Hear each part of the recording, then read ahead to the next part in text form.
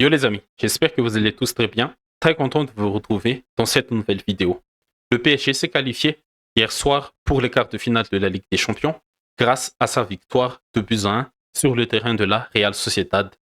Sans trembler et avec beaucoup de maîtrise, les coéquipiers de Kylian Mbappé, auteur des deux buts parisiens, rejoignent les quarts de finale qu'ils n'ont pas atteints depuis la saison 2020-2021.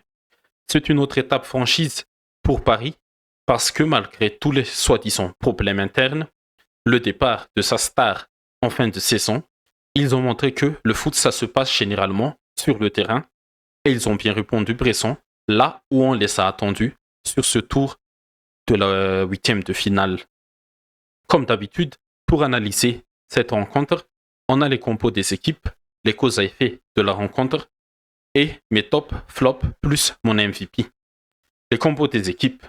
Pour la Real Sociedad, Emmanuel Alguacil a aligné un 4-4-2 avec Remiro dans les buts, Amari Traoré à droite avec Subielda et le Normand, l'axe central de la défense, et Ravi Galan, le latéral droit. Au milieu, on a eu Zubimendi et Merino en tant que double pivot qui ont été accompagnés par Brais Mendes à droite, le milieu droit, et Becker à gauche dans un rôle un peu hybride, milieu gauche / ailier gauche, pour soutenir Oyarzabal, le capitaine, et Coupeau en attaque. Pour le PSG, Luis Enrique ne change pas le système classique 4-3-3 sur papier, mais le 11 a un peu changé par rapport au match aller, comme la titularisation de Nuno Mendes à gauche de la défense et la titularisation de Lucas Hernandez et Beraldo dans l'axe central de la défense parisienne. Mais le reste, c'était comme au match aller, avec Donnarumma dans les buts, Hakimi à droite, Fabian Ruiz, Vitinha, Zaïre Emery, le trio au milieu et le trio offensif habituel avec Barcola à gauche, Mbappé dans l'axe et Dembélé à droite sur papier.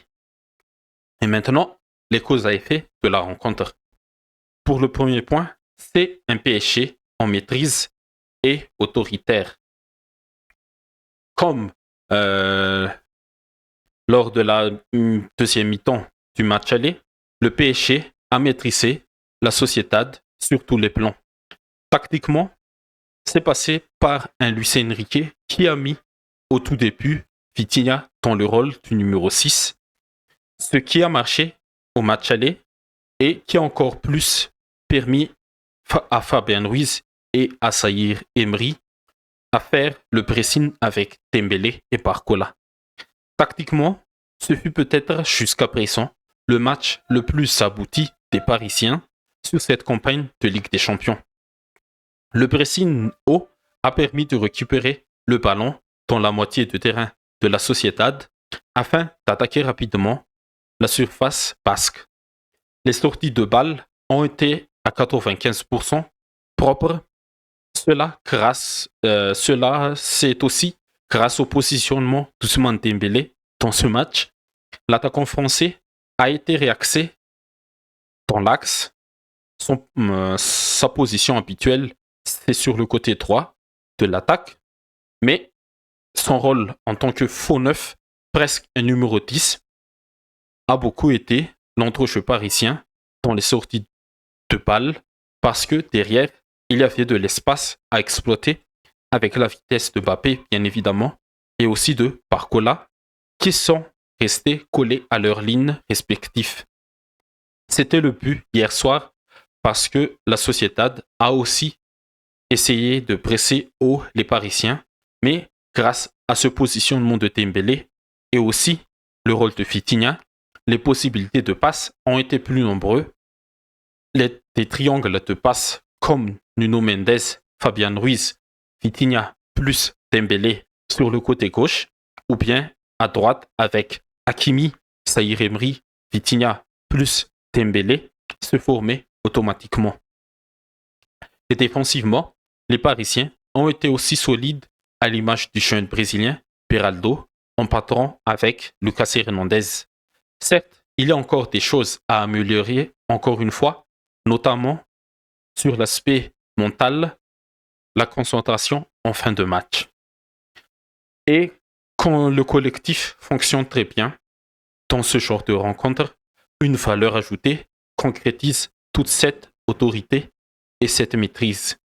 Kylian Mbappé est là, il est encore là, et je pense qu'il sera là jusqu'à la fin de l'aventure. Grâce à cette réalisation, son premier but, une belle action individuelle où il se joue totalement de la défense de la Real, notamment Subielda. Après avoir joué avec cette défense, il a arraché le petit filet de Remiro. Ce premier but a complètement libéré les Parisiens parce que l'ascendant psychologique et tactique était pour Paris. Et il a même déclaré en fin de match, Mbappé, qu'il fallait marquer ce premier but pour éteindre l'espoir de la Sociedad. Et son deuxième but, c'est la conclusion d'une magnifique action collective parisienne. Une action qui est partie d'une passe laser de Peraldo qui a cassé une ligne, presque 2 lignes de la Sociedad et qui a trouvé Fabian Ruiz en pivot. Et le milieu espagnol joue avec Kangin, entré en jeu à la place de Barcola à la mi-temps. Et le Sud-Coréen, cette fois-ci, est le fameux troisième homme face au jeu dans le classique jeu en triangle. Et ce dernier lance parfaitement Kylian Mbappé dans la profondeur pour aller tromper Remiro une deuxième fois avec sa spéciale fermer le pied au dernier moment.